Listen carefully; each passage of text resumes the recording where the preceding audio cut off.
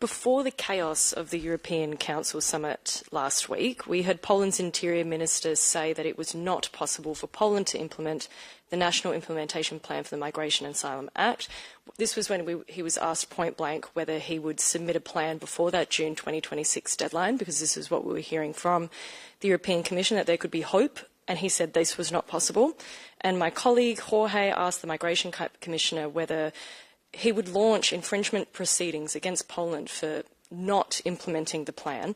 He didn't get a response. So what is the European Commission's position on this? Will it launch infringement proceedings against Poland? What are the next steps? Because we heard from the Interior Minister this is not on the agenda at all to submit it before June 2026. Thank you. Yes, Marcus, do you want to come up again and reply to that?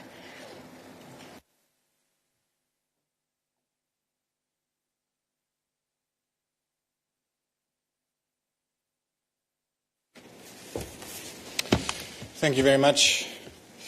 Maybe a general word on the Pact. The Pact will enter into application mid-2026. There is no doubt about that. The Commission is in close contact with all Member States and supports, where necessary, to ensure that all Member States are ready by then. Once adopted, EU law is binding on all concerned Member States, and once entered into application, the legal instruments of the Pact will be binding on all Member States. The Pact considers the specific migratory situation of each Member State and provides the necessary flexibility to address their needs. This is the case, for instance, for providing solidarity to Member States under pressure. Now, if a Member State risks delaying or even undermining the implementation of the Pact, the Commission will need to take the necessary measures. In other words, the Pact is not yet in force, so we cannot speak of an infringing Member State if something is not in force. And so the time, le moment venu, we will need to look into that again. Yes? What would be the necessary measures that the European Commission would undertake if it wasn't implemented? Thank you. I think it's really premature. We're not there yet. And we are doing as we do always, and I'm sorry, Marcus, but this is a general, it could be with any other piece of legislation.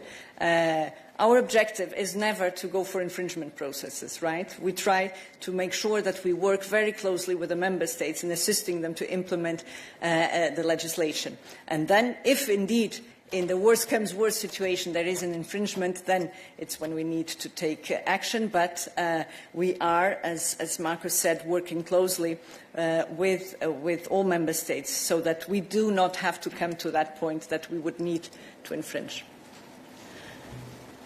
Good. Lorenzo. Yes, sorry.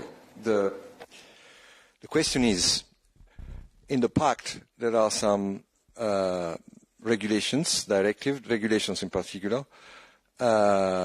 These regulations foresee a form of solidarity among Member States when there are some Member States that are under pressure.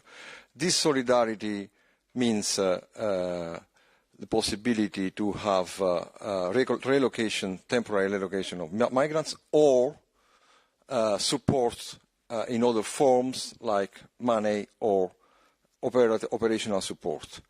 Now the question is, what does the Pact, the regulations that are in the Pact, what do they foresee in case Member States, one Member State, anyone, doesn't respect this? What are the weapons, if you want, the means, the instruments that the Commission has to enforce the Pact? This is the question.